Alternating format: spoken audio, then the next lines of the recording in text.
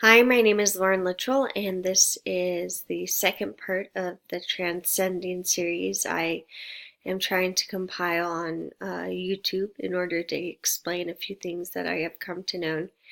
And today I want to focus on the first half a little bit of continuing the story of why I am who I am and able to be a mirror of whatever I encounter, and which lays the foundation for why I feel there is a global ethical code that all religions are a part of, and I've illustrated that in a two-part series, and today will be points 1 through 6, and then the next series will go over 6 through 7.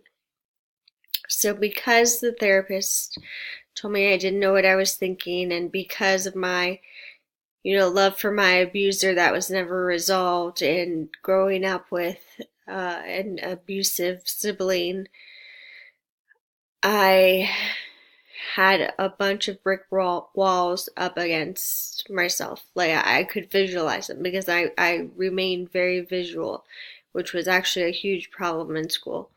And I didn't perform well when I wasn't paying attention, but I did learn a lot about others' perspectives, and I did have empathy when I let my walls down. It was like I couldn't stop feeling others, or knowing what they were thinking or what their intent was, and I understood that I was different than others. I just didn't realize at that time how different I was. But I wanted to fit in so bad, and that made me train myself to study everyone around me in my society and learn what they expected of me and what was expected of others. And I just became this mirror, like a chameleon.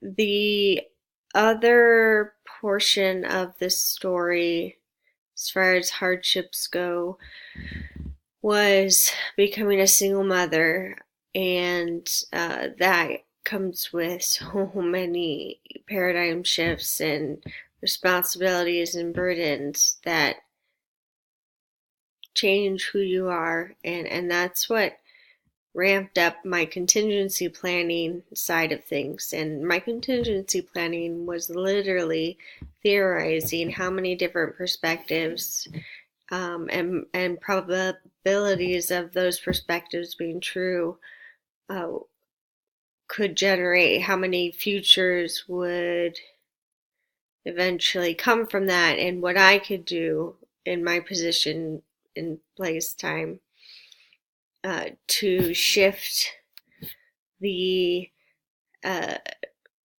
circumstances to outcomes that benefited or at least neutralized impacts towards myself.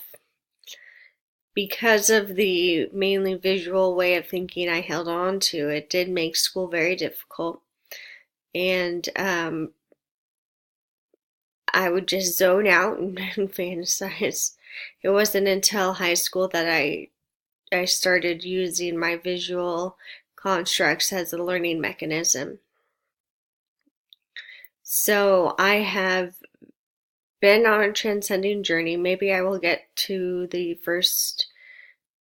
Well, I already kind of explained the first two instances of what all happened, but there was a major incident when I was working at the law firm under enormous stress, and I will get to that. It really kind of marked my beginning of my transcending journey. But today I want to spend some time going over what I learned from my journeys.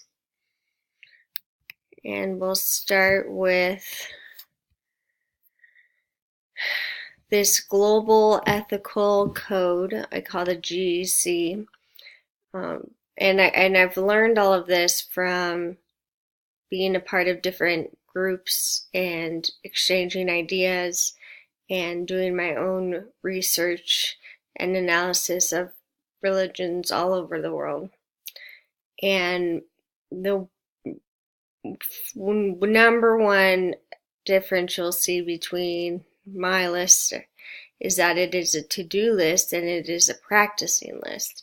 It is not something to expect a perfecting result. It is the perfect result is your continual progression.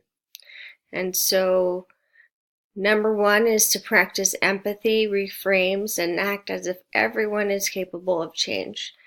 Because the way that our brains work, it's wetware. And I did discuss in a previous consciousness video how you can rewire your brain or your thinking, your consciousness, in order to feel empathy for others and understand them, which allows you to predict their actions.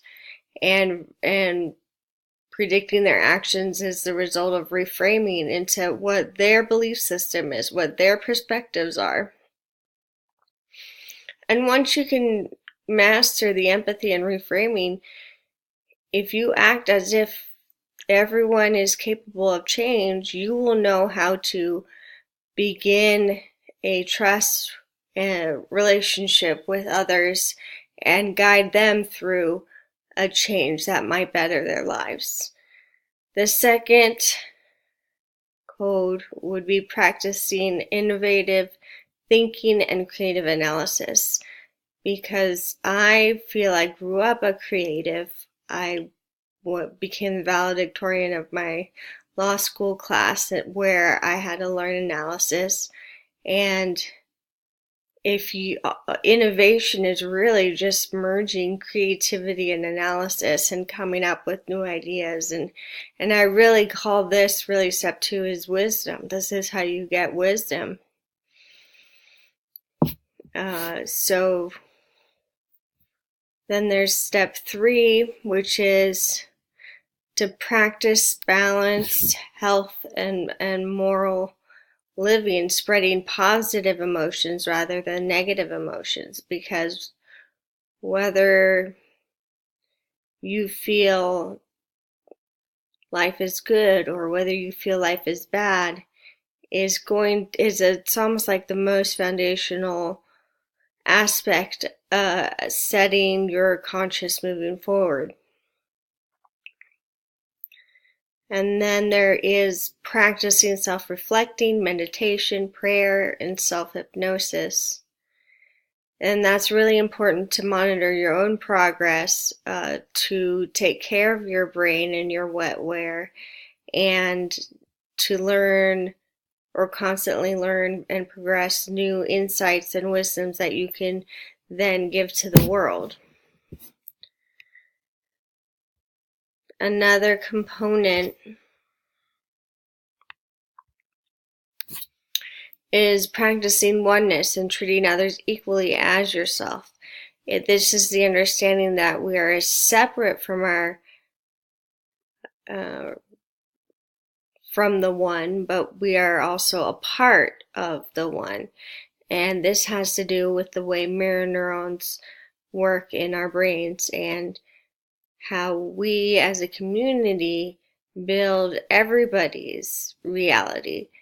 Because if there's a reality that racism exists, we are all part of that problem. And no matter what that individual who feels to be a victim of racism does, if the society isn't treating him as an equal or her as an equal, then there is no equality, and there is no objective equality, because objectivity really does require the concepts of oneness and separate identity.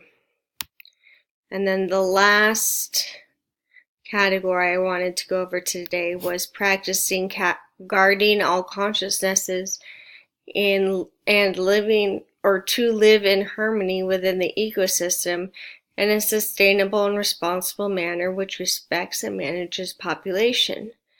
Before now, we have not had the wisdom generated to prove that we are not superior to the forces surrounding Earth or underlying Earth, and that we are dependent on Earth and we are part of the Earth's ecosystem.